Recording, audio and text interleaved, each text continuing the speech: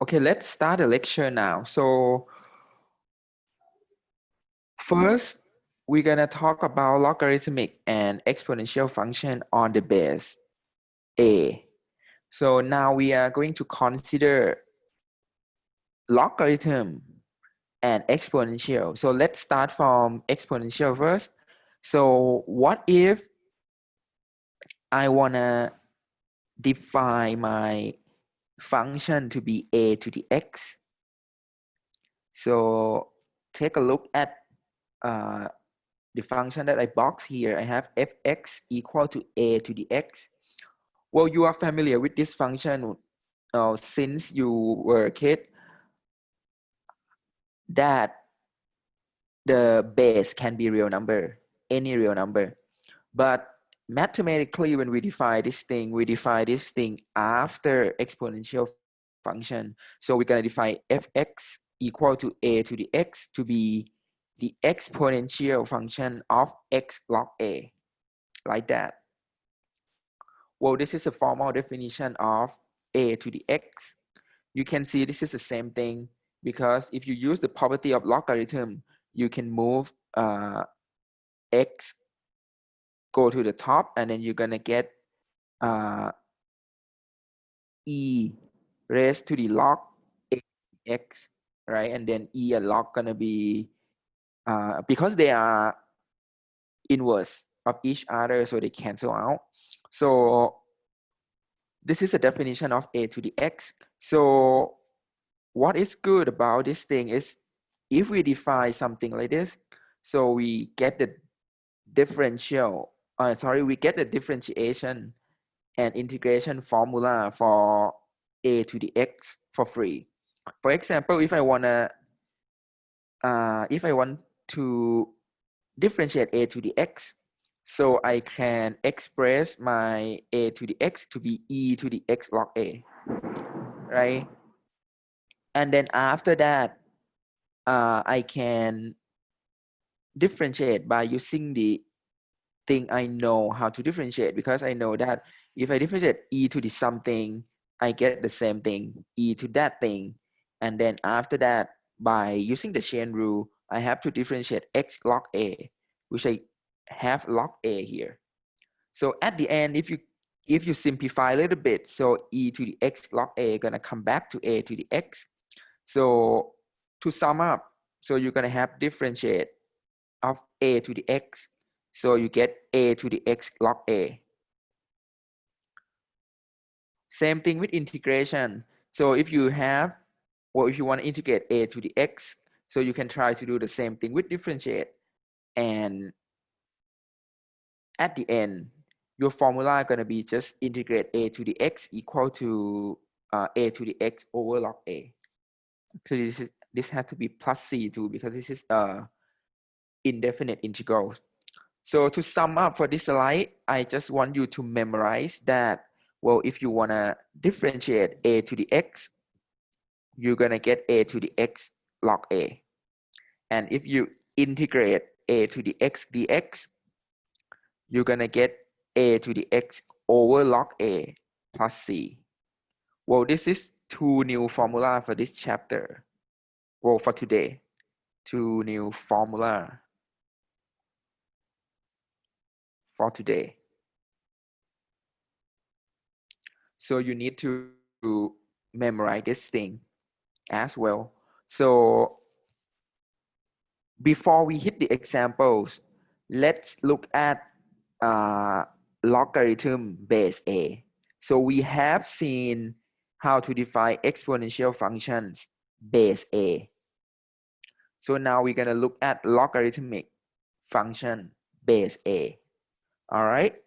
So mathematically, when we define logarithm function base A, so we're going to define it to be logarithm of x over logarithm of a. So natural log of x over natural log of a. This is how we define it. The reason why we define like this, we have a motivation behind it. So motivation. So this is a motivation how we define log base a to be natural log of x over natural log of a. So if we define y equal to a to the x to be exp x log a, right? This is what we just defined, y equal to a to the x. Then, well, to find the inverse of this thing, so we need to switch x and y, right? So switching x and y yields x equal to exp y log a. This is the same thing with I just wrote before, but I just switch x and y. And then after that, well, you can see that y log a, this is going to be just log x, right? Because I just simplify it. And that's mean, well, to get the inverse function of y equal to a to the x, I need y equal to log x over log a. So that is why mathematicians say that, hey, if you want the inverse function of y equal to a to the x, well, this is the inverse function of y equal to a to the x. So the inverse function gonna be y equal to log x over log a. So we're gonna name it. So we name this thing equal to log x base a. So that's why we define log base a to be natural log of x over natural log of a. Well, after we define this thing, the formula for differentiation is going to be easy, because if you want to differentiate logarithm base a of x, so you can convert logarithm base a to be natural log of x over natural log of a, right? And then after that, if you want to differentiate this thing, you know that this is constant log a, right? So you can move constant out first, so you're gonna get 1 over log a, and then differentiate log x, so you get 1 over x, and that's mean your answer here gonna be 1 over x times log a. 1 second, my pen just it's got freezing. 1 second, need to open it again because it's freezing my side. All right, you get 1 over x log a. All right, well, this is the thing I recommended strategy. All right, so every time when you see logarithm of x base a, well, we usually switch it to log a natural log of x over natural log of a, and then you can differentiate easily. So the reason is because, well, we're gonna convert that thing log base a to be natural log first, so we can differentiate easily because we know the formula how to differentiate natural log. So those are theory for logarithm and exponential base a. So nothing is hard because you know how to differentiate and integrate e to the x. So this should be easy for you when you do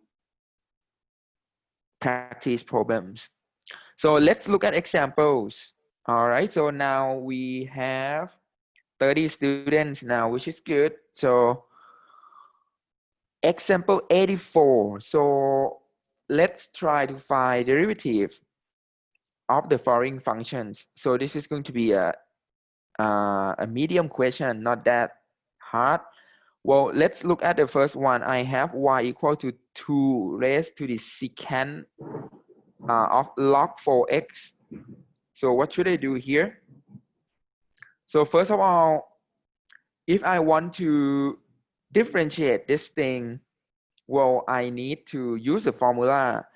Well, the formula that I have in my mind now is differentiate a to the x, you're gonna get back a to the x log a, right? So which means if I differentiate a to the u, which is u is a function of x, so I'm gonna get a to the u log a. However, by the chain rule, because u is a function of x, so I have to attach du by the x, right? This is by the chain rule. So which means now I have y equal to 2 to the sec log 4x. So which means if I want to compute derivative, so I'm gonna get 2 times the same thing, secant log 4x, right? And then I have log 2, and then I have to differentiate inner function, which is secant log absolute 4x. Make sense? So the reason is because I will my secant log 4x as my inner function.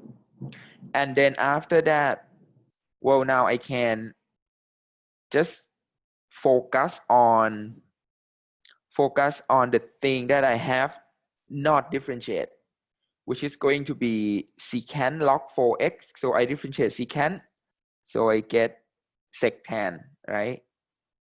Secant log 4x, and then tan log 4x, absolute 4x. All right. Well, I'm gonna drop parentheses here. Well, because it's all multiply. So I get sectan, and then also I need to differentiate inner function again, because the inner function here gonna be just log absolute 4x, right? So I need log 4x, which is the inner function here. Well, you can see that with the thing that I already differentiate, I don't care because I'm gonna leave it there. So this is 2 raised to the secant log 4x times log 2, and then times secant log absolute 4x, and then times tangent log absolute 4x. Well, those are all done. So you have differentiate log absolute 4x. So here you get 1 over 4x, right? Times 4 by the chain rule. And then 4 gonna cancel out. So this is your answer. Does it make sense? Well, I didn't do anything fancy. I just use the formula. Puvin said, where did 4 come from? It's come from 4x.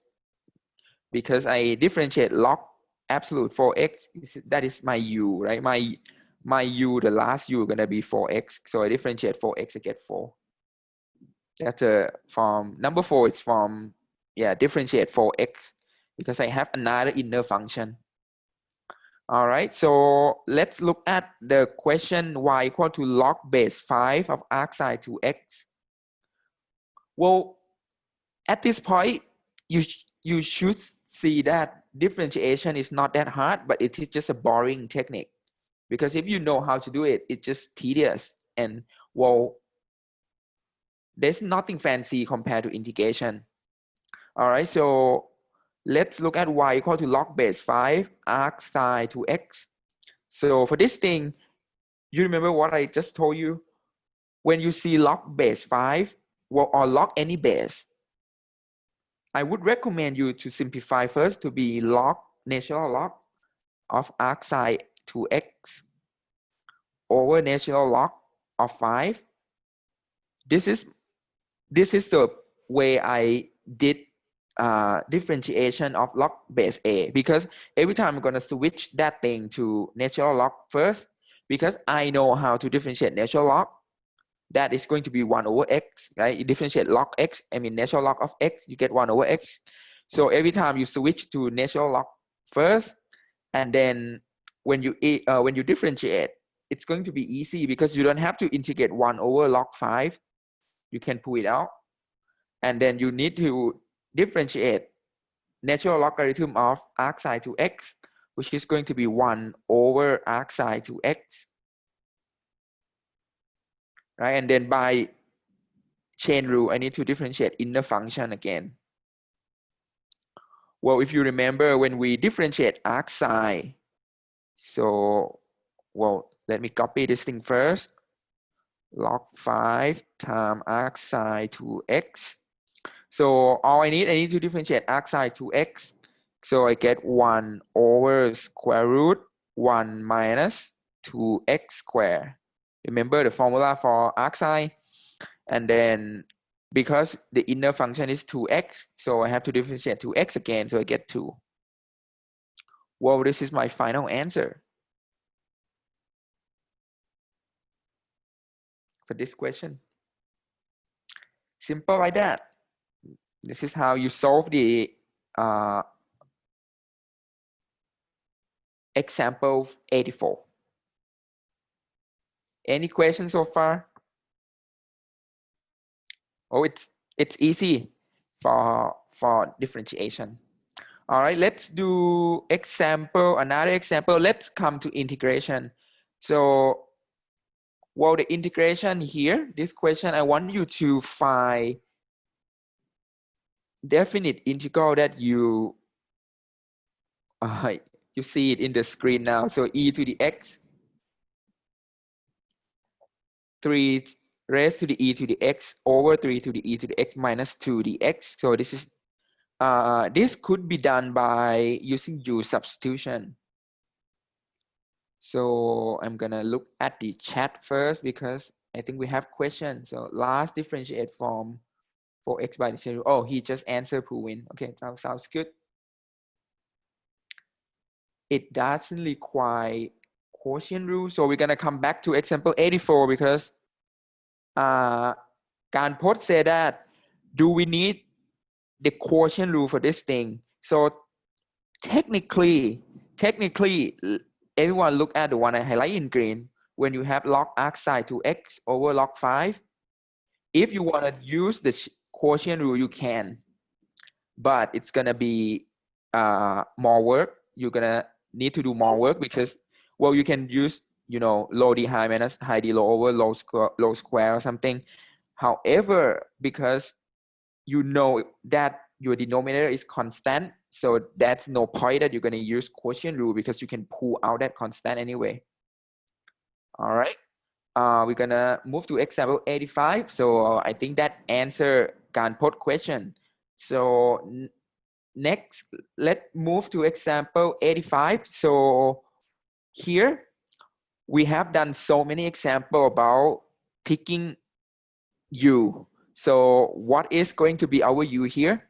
So you can see that, of course, my first idea is going to be the messy term here, 3e to the e to the x, right? Because I think this could be the good U for sure.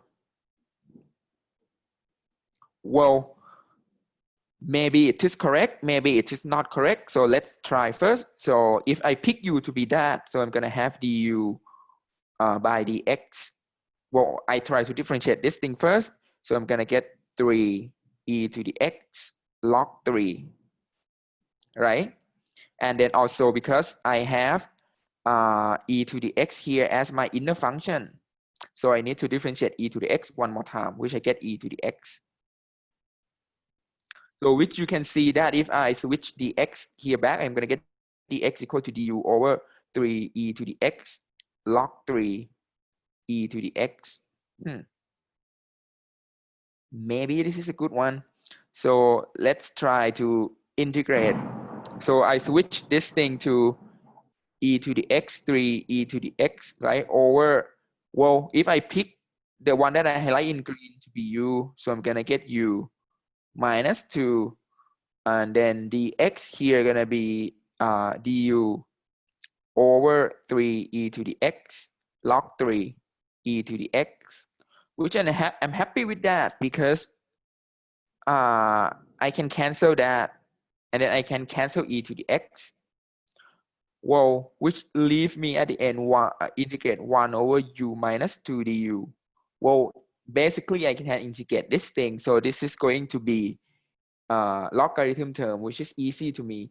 However, some of you are going to say that, Ajahn, can I pick different u? Because some of you gonna feel like I have a feeling now that, oh, we hate u minus 2. This is stupid. This is stupid. Okay, I forgot log 3, sorry. Someone mentioned that you have log 3 too. Okay, 1 over log 3, good. Okay, the thing is that some of you are gonna say that, Ajahn, how can I pick different u because I hate minus 2 here? Well, you can. Well, after I, make a scratch here, so I can see that I can pick u to be 3e to the x minus 2, right? Because if I include minus 2 in my u2, whoa, that's better. Because if I pick minus 2 into that, right? So when I differentiate u, I get the same thing. Because differentiate constant, you get 0. So it doesn't affect anything to my differentiation formula. Well, if I pick that to be my u, so my denominator here gonna be just u, which is better in terms of it is less messy. And then after that, you're gonna just get 1 over log 3. Integrate 1 over u, you get log absolute u. Well, the only thing that we need to do is we need to switch our lower bound and upper bound. As I told you, some of you are gonna feel like I want to keep x, so you can say this is x equal log 2 if you want. Some of you are gonna say x equal to log 2, x equal to 0. You can do that. Well, that's fine. And then you just just substitute u back. Substitute u equal to 3e to the x minus 2 back, and then you plug in. That's all done. Well, but for me, I love to switch it at the beginning. So I'm gonna just when x equal to 0, I want to see what is my u. So my u is going to be 3e to the 0 minus 2, which is going to be 1. Is that right? Yep. And then when x equal to log 2, so u equal to 3e to the log 2. Well, remember e and log, they are inverse of each other. So this is 7. Well, which means I can switch my bound to be 1 to 7. 1 to 7. So now u equal to 7, u equal to 1. Well, my final answer gonna be just 1 over log 3 times log 7 minus log 1. And that, because log 1 is 0, right? Log 1, this is 0 because e to the 0 is 1. So this means log 7 over log 3. This is my final answer. Well, you can simplify more, but I do not want to. All right. That is a little bit about integration and differentiation problems related to log and exponential base A. Well, we're gonna move to trigonometric function after, I think. Yes, the next slide is we're gonna move to trigonometric and inverse trigonometric functions. So before we move to that thing, any questions? So we're gonna move to the last topic of this chapter, and this is going to be the last topic for midterm too. Why don't you change u back to x? Well, if I do this, I don't have to change u back to x, but well, let me explain this clear to you. Some of you are gonna say, we love to do that. This is correct too.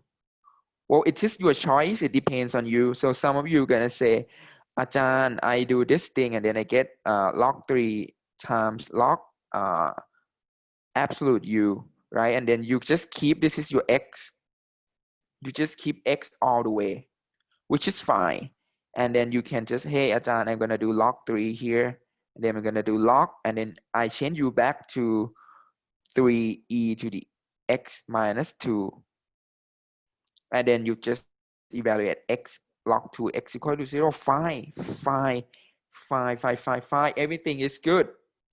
well, you can do whatever you want, but make the answer must be the same. Well, you can just switch to u on the first step, or you just can use x all the way, and then you just do a u substitution at the end again. Well, it is your choice. Whatever you want, you can do it. Make sense? All right, I hope that answered pretty soon. But if anyone have question about this thing, so we can talk after class. So we're gonna move to the last topic. Yeah, this is the last one for midterm. 4.3 and 4.4, this is trigonometric and inverse trigonometric functions. So we're gonna do some harder problems related to, well, harder practice problem related to trig and inverse trig. Well, we have seen this thing before in chapter 2 and chapter 3, or also chapter 1. However, we're gonna learn it again in this chapter because trigonometric and inverse trigonometric function, they are both transcendental function as well, because, well, we cannot express trigonometric function and inverse trigonometric function into the finite sequence of polynomial. We cannot. So we're gonna look at limit problems, integration problem, and differentiation problem related to trig and inverse trig functions. So let's review our concept about limit first. So we learn limit, from the first week, we learn limit, the basic thing about limits. But in chapter 4, on the exam, on the last part of the exam, you have a chance to see a limit problem on the last part too. And that limit problem gonna be the one that related to trigonometry. So the key thing to solve the limit problem about trigonometry is this one. So if you remember, at some point before in the class, I mentioned that limit of sine x over x, where x go to 0, this is 1. Well, you can use this thing. Well, the proof is in the book, the textbook. Well, I didn't show you for the full proof, but you can use that. Moreover, if you want to do limit of sine, any function here can be any function in the triangle. If you can simplify to the same function here in the triangle, where that triangle go to 0. So this is 1, 2. This is a corollary from those theorem. So the key point here, we're gonna do 2 examples here. So you are supposed to simplify until you get this form. So you can use that one, the one that I highlight in green, to compute limits. So let's start from example 86. So I want you to find limit of 4x over arctan x, where x go to 0. You can see that this problem, this is related to inverse trigonometric function because you have arctan x here. For those of you who already know L'Hopital rule, don't think that you can, don't cheat by using, you can cheat by using L'Hopital rule, but you cannot show your work by using L'Hopital rule on the exam because you will not get any credit because we have not covered the L'Hopital rule. The L'Hopital rule gonna be after midterm. So you have to solve this one without using the L'Hopital rule. How do you solve this one without using the L'Hopital rule? So for sure, I am going to try to plug in number 0 first. So I get 4 times 0 over arctan 0, which means, yeah, I get 0 over 0, man. I'm stuck because arctan 0 is 0, right? Because tan 0 equal to 0. And then 4 times 0 is 0. This is 0, 0. Whoa. From what I have seen now, I cannot evaluate it directly. And I cannot use the conjugate because there's nothing to do to use conjugate now. And I cannot do the factoring. The only way I can do is I'm going to use the thing that I highlight in green. But how do I use that? This is a trick. Well, we're going to use a substitution. We're going to let theta to be arctan x. Once you let theta to be arctan x, then see what happens. So this is going to be limit, well, theta is arctan x now, right? So on the denominator, I'm going to have 4 times something. So what is my x? So I'm going to do, well, when theta equal to arctan x, that means tan theta equal to x, right? Which means, hey, my x is just tan theta. Whoa, that's nice. And then when x go to 0 from the left, what happened with theta? So when x go to 0 from the left, well, for sure, theta gonna go to arctan 0 as well, because you plug in 0. That means theta gonna go to 0 as well, right? Because arctan 0 is 0. So that means when x go to 0 from the left, well, theta go to 0 as well. So which means theta go to 0.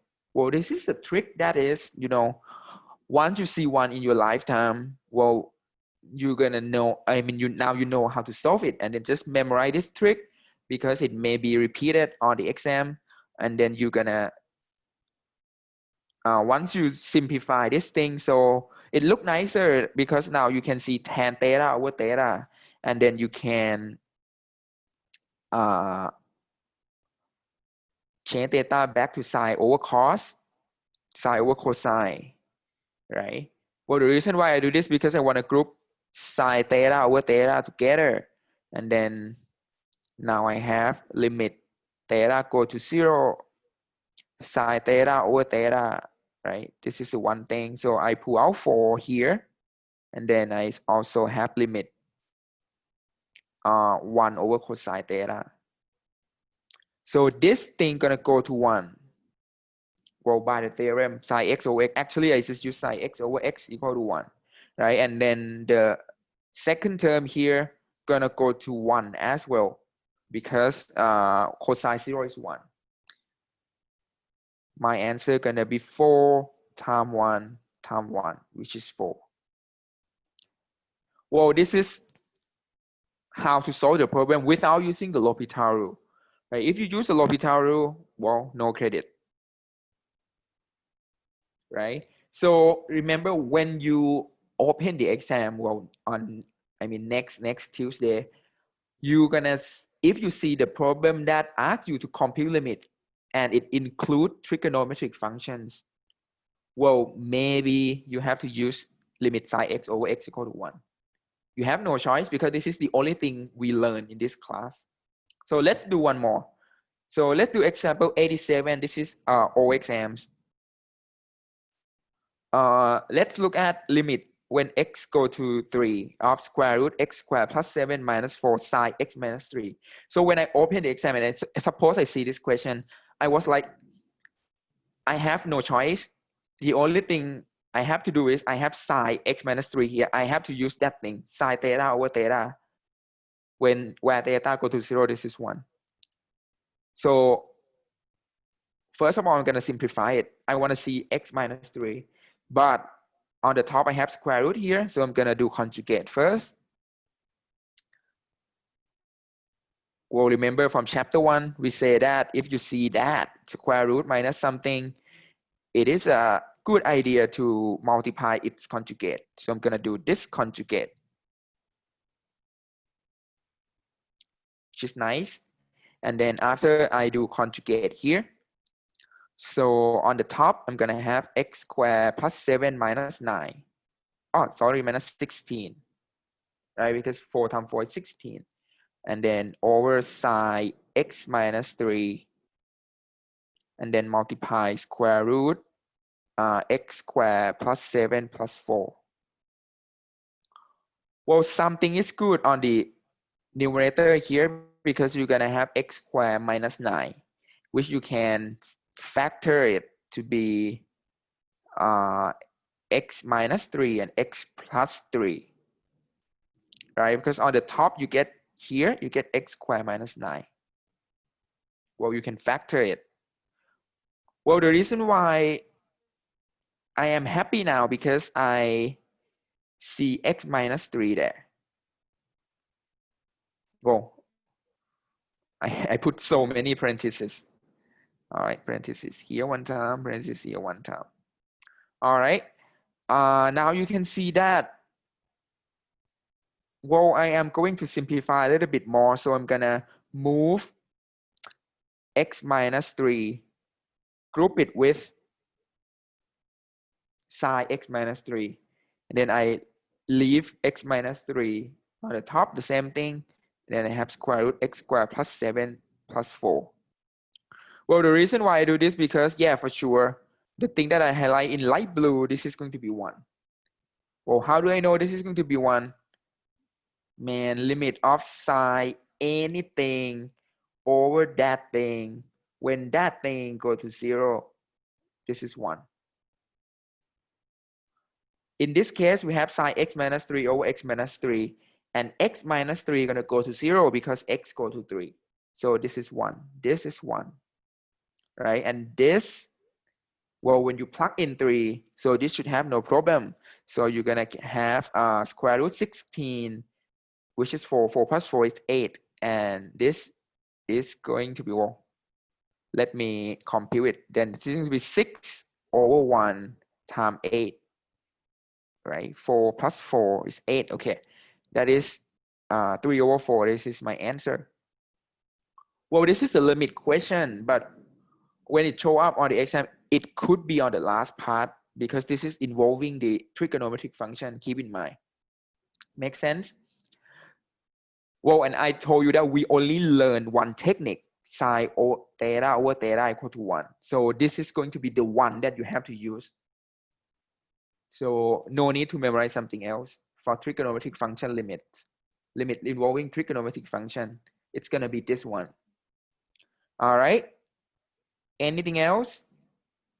Do we need to find limit x to the left and to the right side? So for example 87, we do not need to compute left hand and right hand limit at all because, you know, this is a function and then they ask us to compute limit when x goes to 3.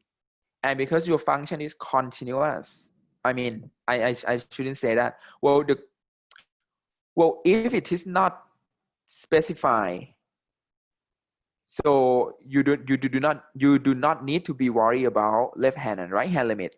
The only case that you're gonna be worried about left hand limit and right hand limit is when you have a piecewise function.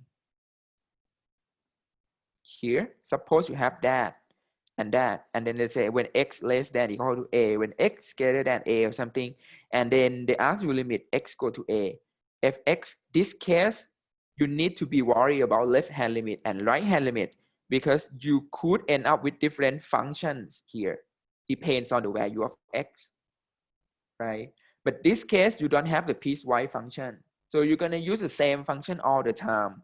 So why do we bother right hand and left hand limit? So you can go ahead and do it, right? So the case that you're going to see the piecewise function or absolute value function, those are two cases that you have to consider left hand and right hand limit.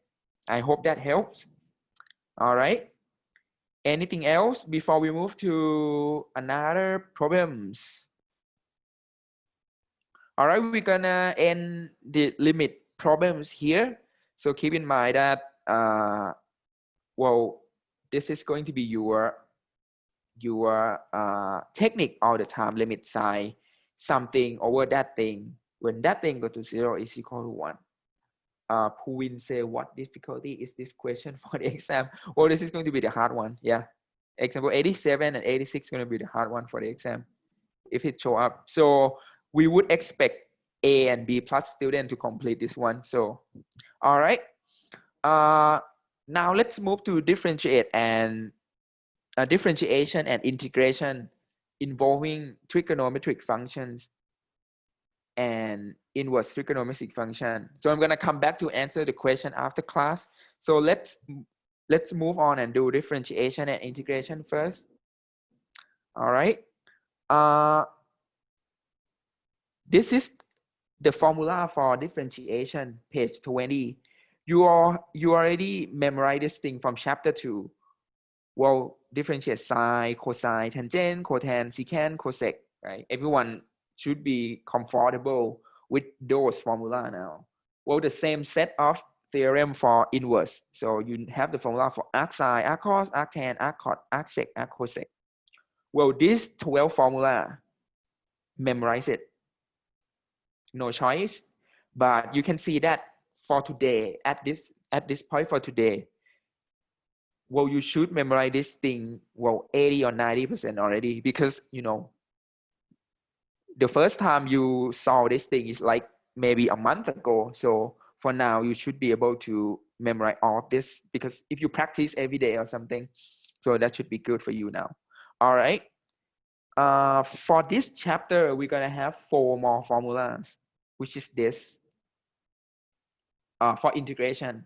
So this is a formula for integration that we learned in chapter 2. Well, you know how to integrate sine, cosine, secant square, cosec square, sectan, cosec cot. Well, the first 6 formula, this come from, they were from the reverse of differentiation formula. And then the other 4 formula that I highlight in yellow here, this is going to be the new one. That new one, we just added from this chapter. So we have 4 more formula for you to memorize, which is, I copy that and then show you on the left here. This is a 4 new formula for this chapter.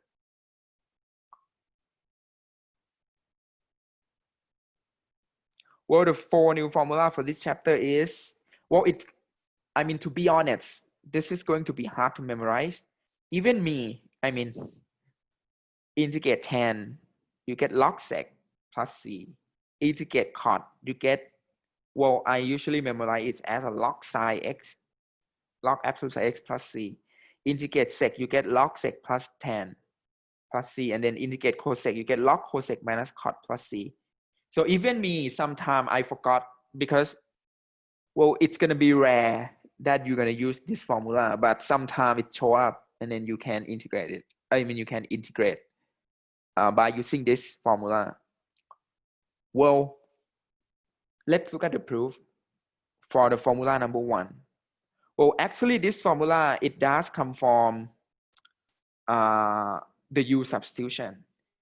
If you want to integrate tan x dx and you feel like, Ajahn, I cannot remember the formula. Well, you just change sine to change tan x to sine over cosine first. And then now you can pick your u to be cosine. So if I pick my u to be cosine here, so I'm gonna get, well, differentiate cosine, get negative sine. Right, differentiate cosine, get negative sine.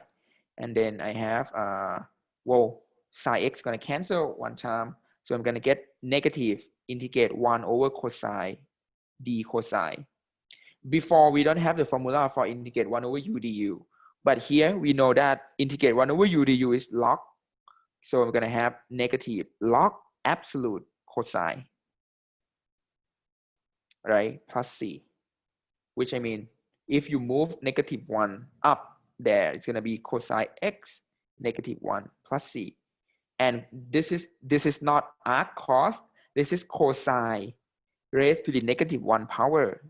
So it's going to be log 1 over cosine here plus c.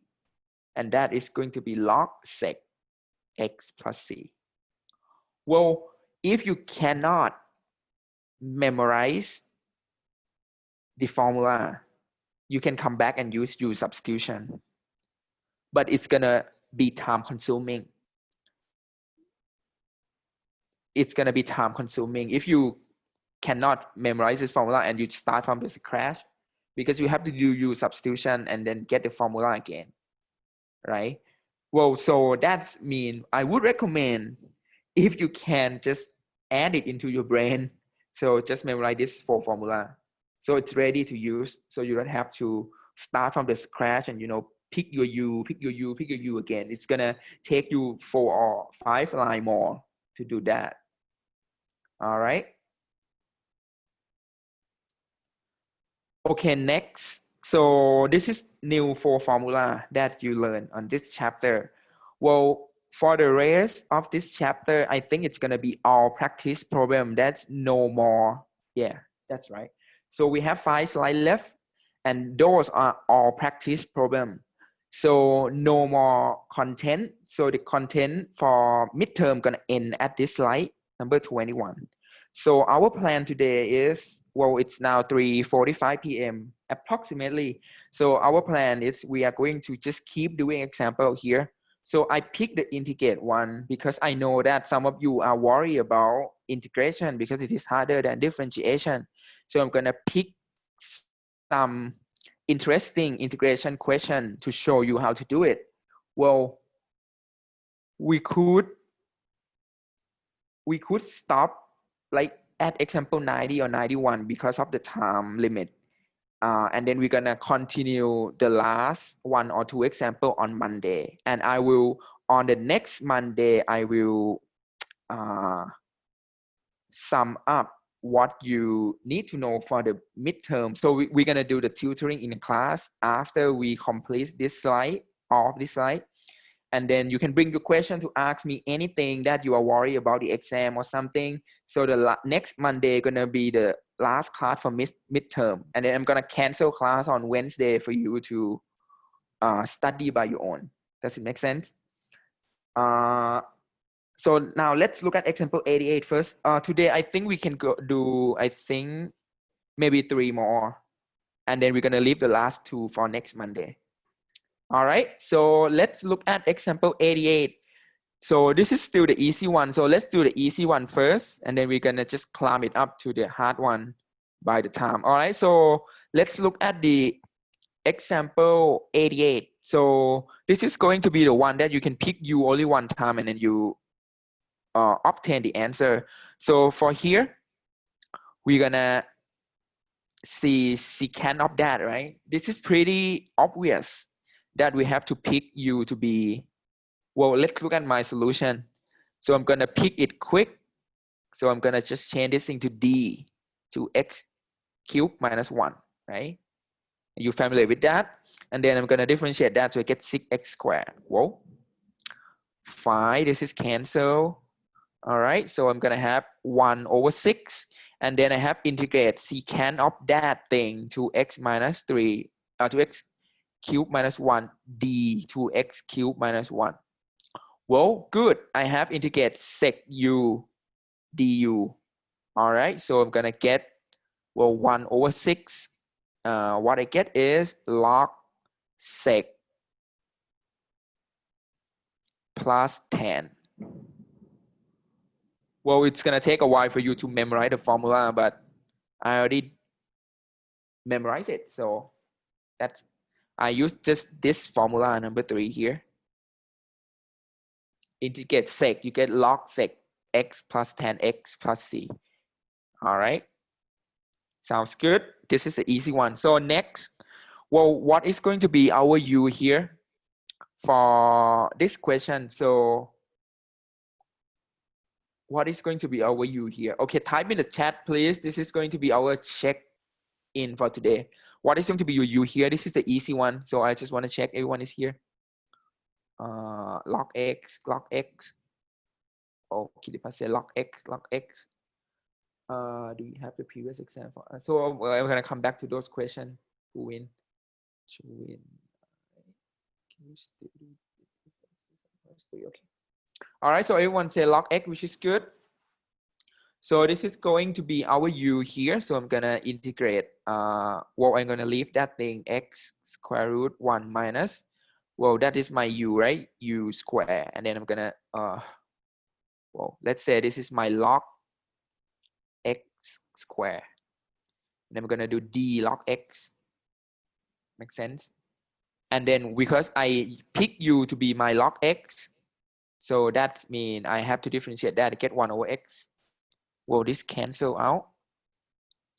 So you're gonna have integrate 1 over square root 1 minus log x square d log x. What is the formula of this thing? Arc sine. Right. well, log x plus c, right?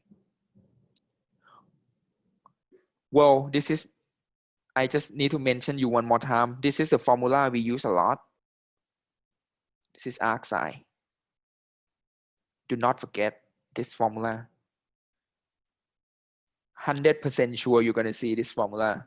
And also this one. Arc sine and arc tan is the one that we ask a lot every year on the exam. So, well, if you cannot memorize arc sine formula and arc tan formula, well, I think you lose maybe 15 to 20 points for the whole exam because we ask a lot about arc sine and arc tan. So this is the two important formula. Cannot, you cannot skip this formula. All right. So let's look at example 89. All right. Example 89. So wow, this is the one that looks complicated, but well, at least I'm happy when I see it because at least on the numerator, I saw some pattern that is going to be 1 minus something square. Right. For the first time, I look at this question, I see, hey, man, on the denominator, I see this thing. So it must be something related to arc sine. That's my first guess. So let's try to do this one. Again, it may take a while for you to pick the correct u, but well, you have to try and guess and keep doing it until you find the correct one. All right. So, well, because as I told you that when I see the question for the first time, yeah, it looks messy, but I see on the denominator, I have 1 minus something square. Well, we're going to pick this thing to be our u first. And then we hope that it's going to cancel out perfectly. So let's try it. So I'm going to pick my u to be log cosine e to the x.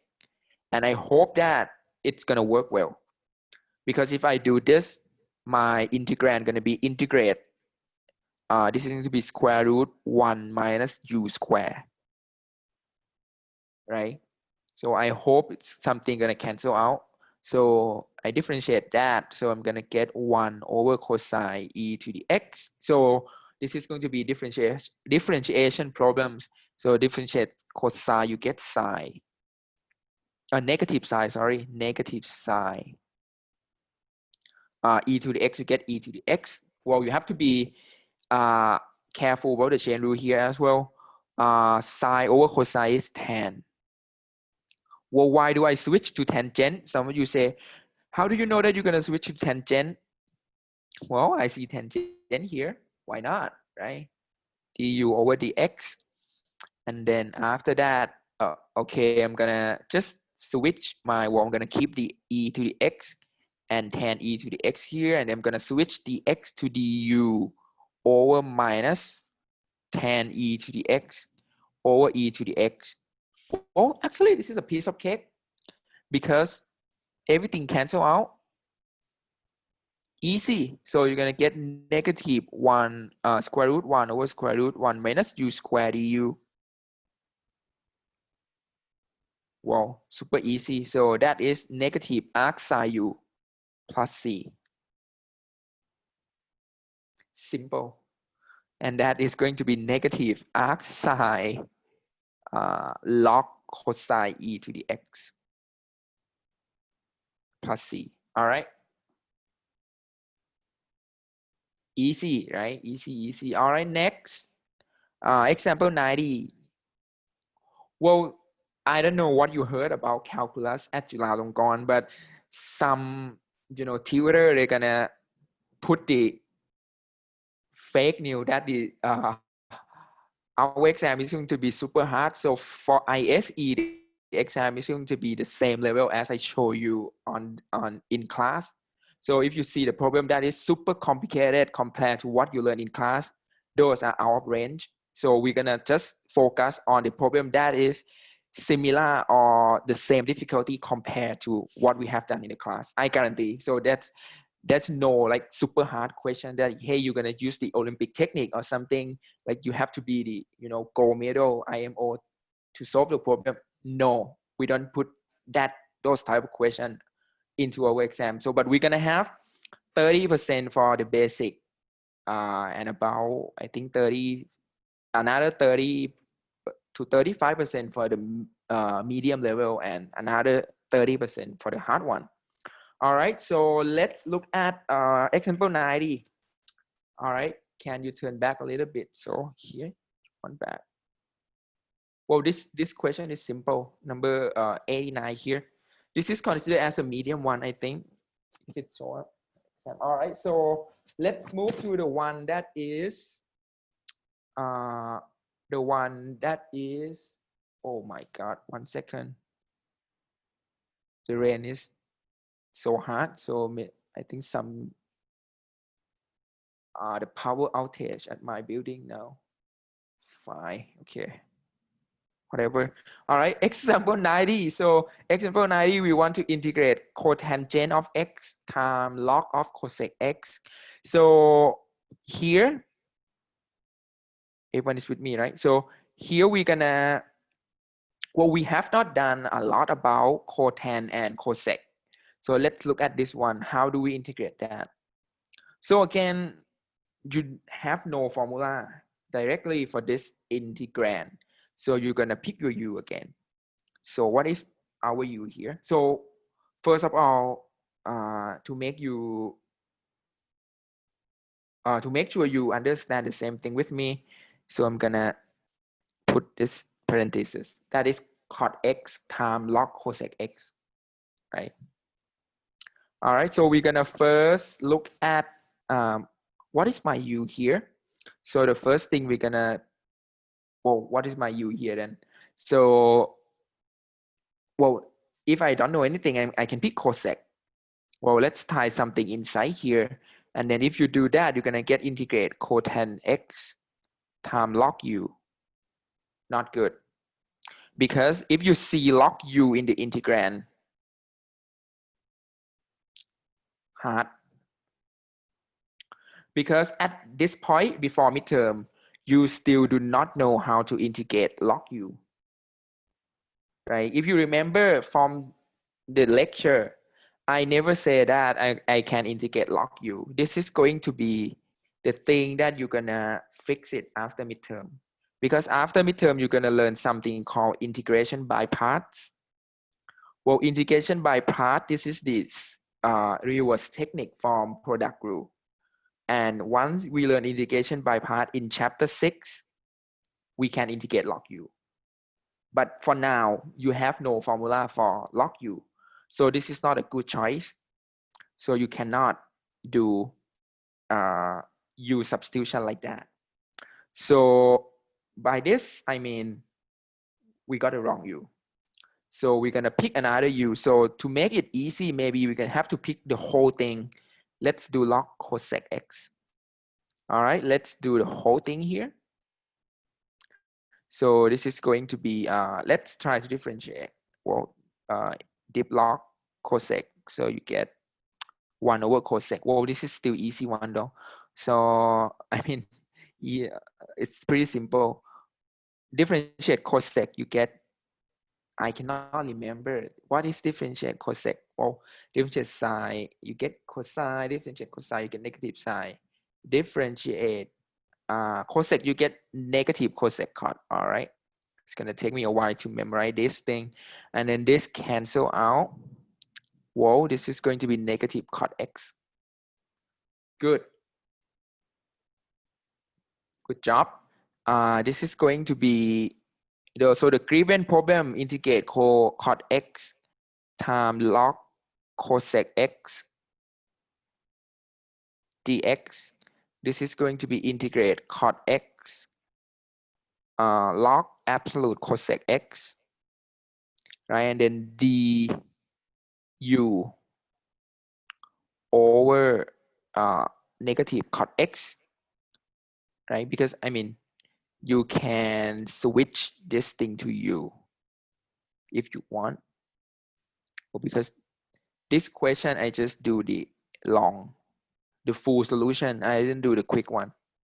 All right, and then after that, you can cancel out cotangent. So at the end, you're gonna have negative integrate u du, which is going to be negative u squared over 2. Well, I only need u here. Well, so what is my u here? So the question say you need to start from pi over 6 to pi over 2. That is my x, right? I want u now. So what is going to be my u? So when x equal to pi over 6, so what happened? When x equal to pi over 6, so that means u equal to log cosec pi over 6. Someone gonna say that, Ajahn, I don't know how to compute cosec pi over 6. Well, I cannot help anything. So cosec pi over 6, this is, well, sine pi over 6 is 1/2, right? So cosec pi over 6 is 2. So this is log 2. And then when x equal to pi over 2, all right? So your u gonna be log cosec pi over 2. And that is going to be log of 1, right? Which is 0. Good. So that means my lower bound here gonna start from log 2 to 0. From log 2 to 0. And then that means I have that and that. Here we're gonna get log 2 to 0, log 2 to 0. Well, you're gonna get, well, 0 first, and then minus minus, so you get plus, and then log 2 square over 2.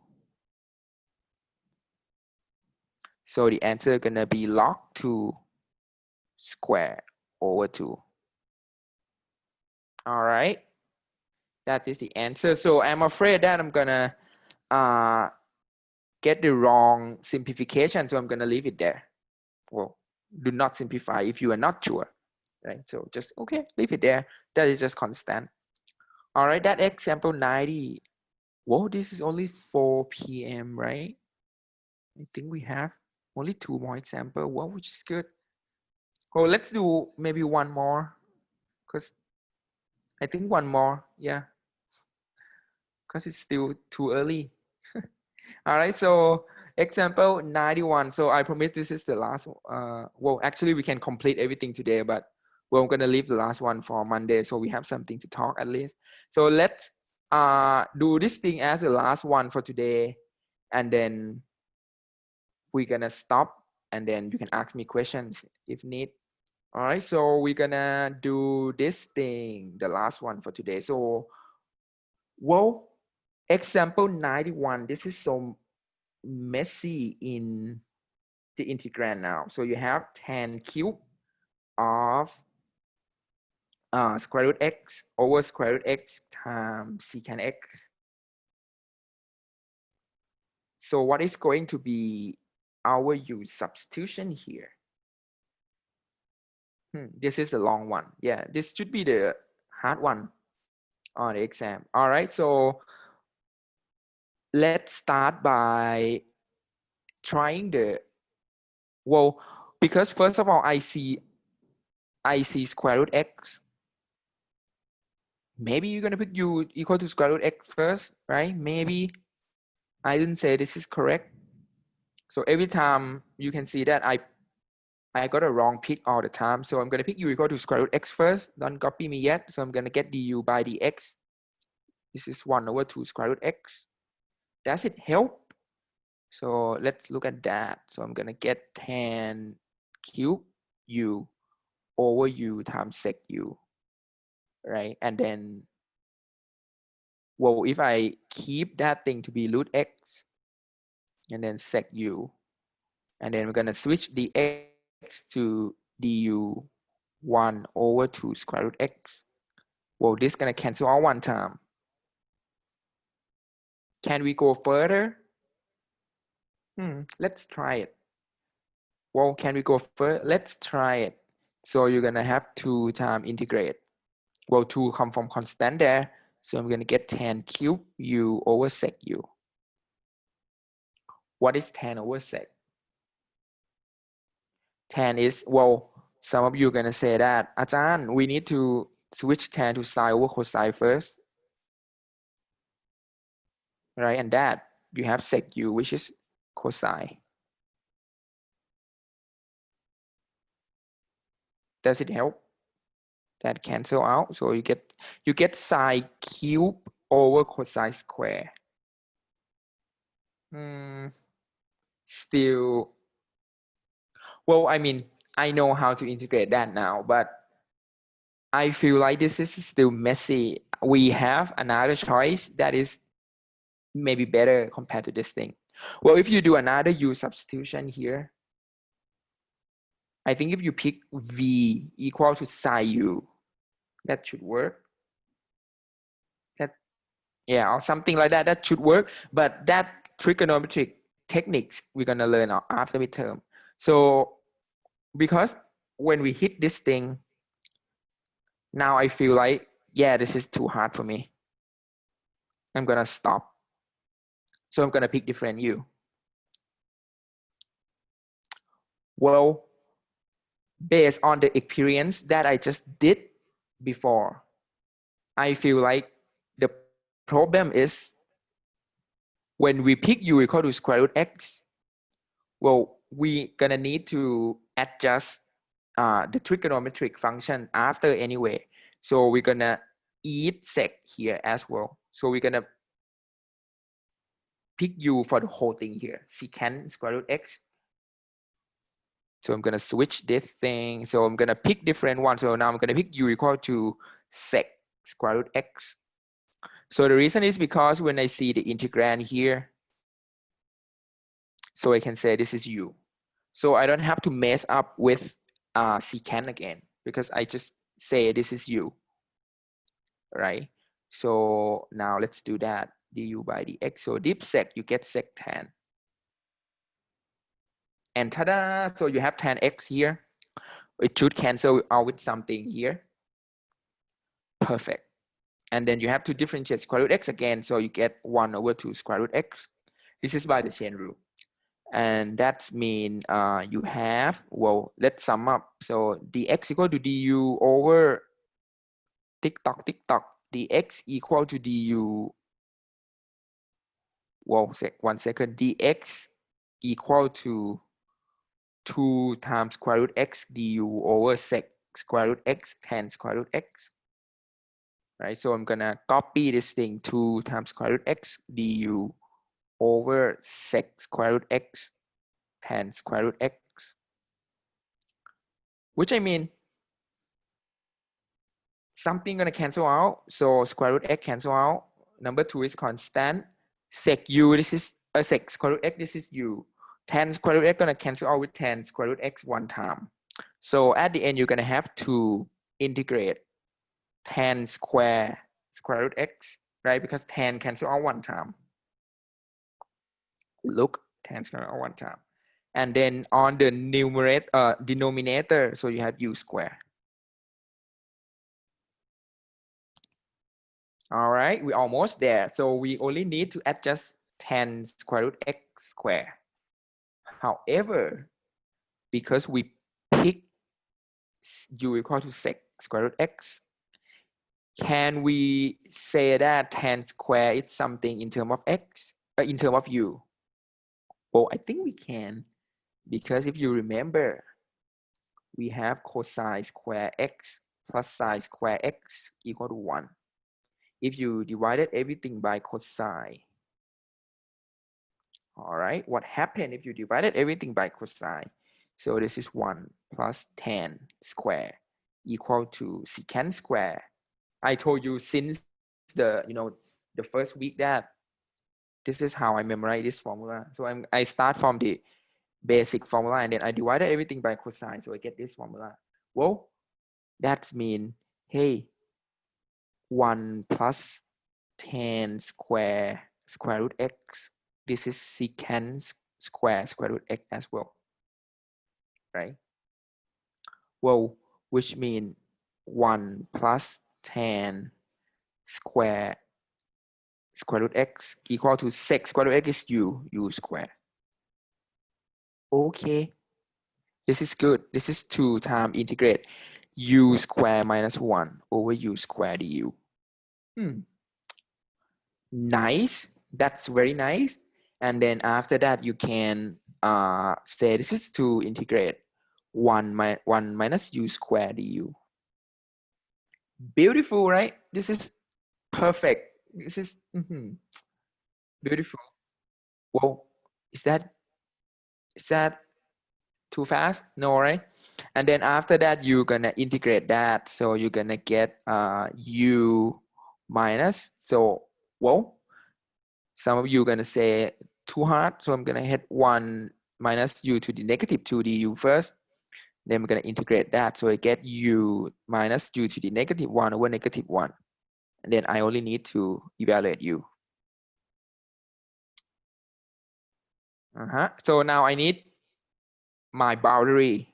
So what is my boundary? So almost there. So my boundary is going to be what? So wow, when x equal to pi square over 9. So my u gonna be secant pi over 3. Right? My u gonna be secant pi over 3. Well, which is 2. Secant pi over 3, which is 2. All right. And then when x equal to pi square over 16, so my u gonna be secant pi over 4. This is square root 2. Right? Because cosine pi over 3 is 1/2 and cosine pi over 4 is 1 over square root 2. So yeah, so we're gonna go from 2 to square root 2. So 2 to square root 2. 2 to square root 2, man, 2 to square root 2. All right, we're almost there, 2 to square root 2. And then equal to, all right, the rest is just plugging in the number. So you're going to have 2 times square root 2 plus 1 over square root 2 minus 2 minus 1/2, which is going to be 2 square root 2 plus square root 2 minus 4 minus 1. This is 3 square root 2 minus 5. This is going to be our answer. Well, this is considered as a hard one on the exam because you need to use different techniques to solve the integration. And this is what we're going to learn after midterm as well. So we're going to learn how to integrate by using different techniques. So you're going to learn more and more and more and more technique after midterm. Well, we're going to end the lecture today at this slide. Well, keep in mind that the midterm is the one that the content is overlap with what you have done in your high school. So this is a good chance to get a high score on the midterm, because compared to after midterm, it's going to be super hard. I mean, after midterm is going to be, I think, triple harder compared to before midterm. So study hard on midterm, because this is, well, you should save something in your pocket. Maybe, well, if you get 80% or something, that would be great, because you save something for the future, because after midterm is going to be all new contents, and it's going to, yeah, usually your score going to drop on the final exam, because those are new content, and usually it's super hard compared to before midterm. All right, anything else for today? So ask me in the chat. So if you don't have any question, you can leave now. Thank you for attending. For those of you who want to ask something in the chat, so you can ask. Next class, we're gonna come back to example 92 and do a review. All right, thank you everyone. So if anyone want to ask me something in the chat, please do. Can we bring calculator to the exam? No. Can you turn back a little bit? Okay, I already did that one. All right. Something asks me. Anything else?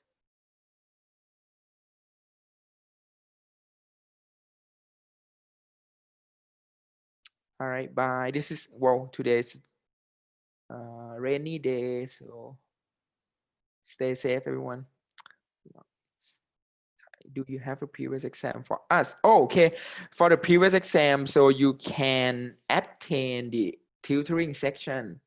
So I think the TA gonna go over the O exam for you starting from tomorrow. So I will mention again in line, in our line group that, well, I think TA gonna, well, they have O exam with them. So they grade your homework and, well, I think 1 week before the midterm week. So they're gonna go over the O exam for you so you can attain that thing if you want. Well, I will post more detail in line group. Can we still use a sine formula even though x doesn't approach 0? No. Yeah, no. Atiwat, thank you for answer. So to already say that, can we use a sine formula even though x doesn't approach the 0? No, man.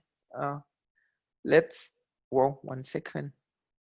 I will start my screen again. It's sleep now. All right, so let's look at this. Let's look at this one who asked me that thing. Charity here. 1 second. Well,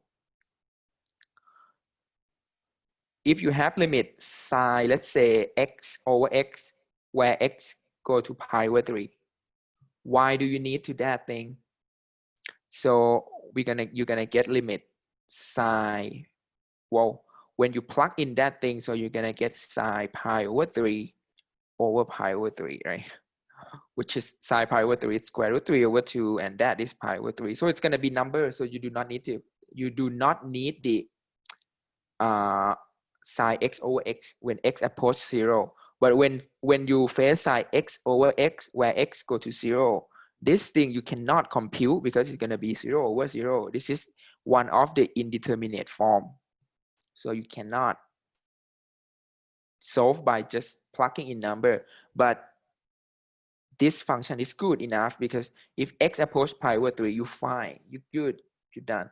Well, another question from Sirapop. Well, he said that sine x minus 3 over x minus t doesn't work if x doesn't approach 3.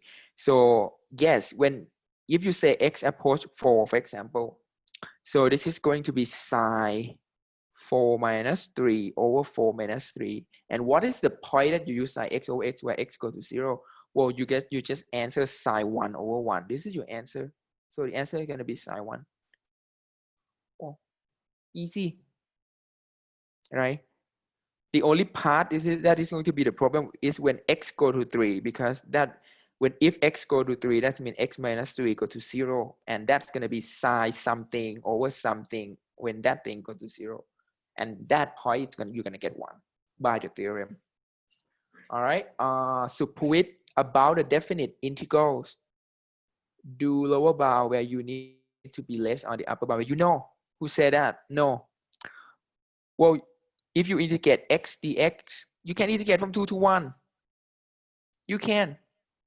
Well, why not? So this is x square over 2, and then when x equal to 1, x equal to 2, and then when you do that, well, I think the book didn't say that this is lower bound and upper bound. That is my word.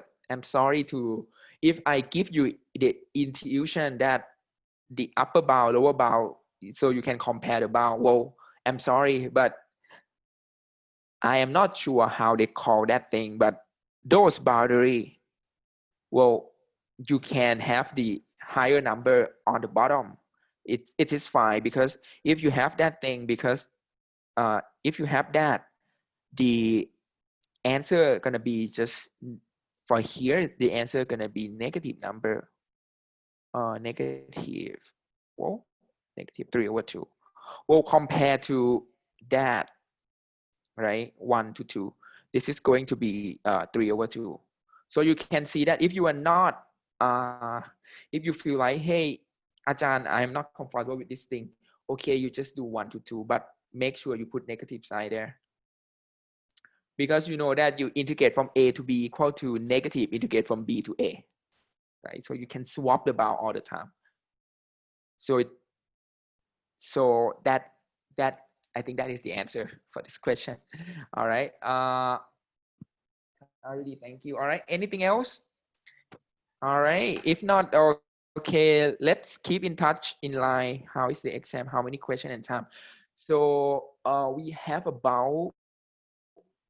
have 5 parts. It's gonna be 4 to 5 questions per part. That should be about 20 to 25 questions in total, I think, for 3 hours. Yeah. You expect to solve like 20 to 25 problems for the whole 3 hours. Yeah.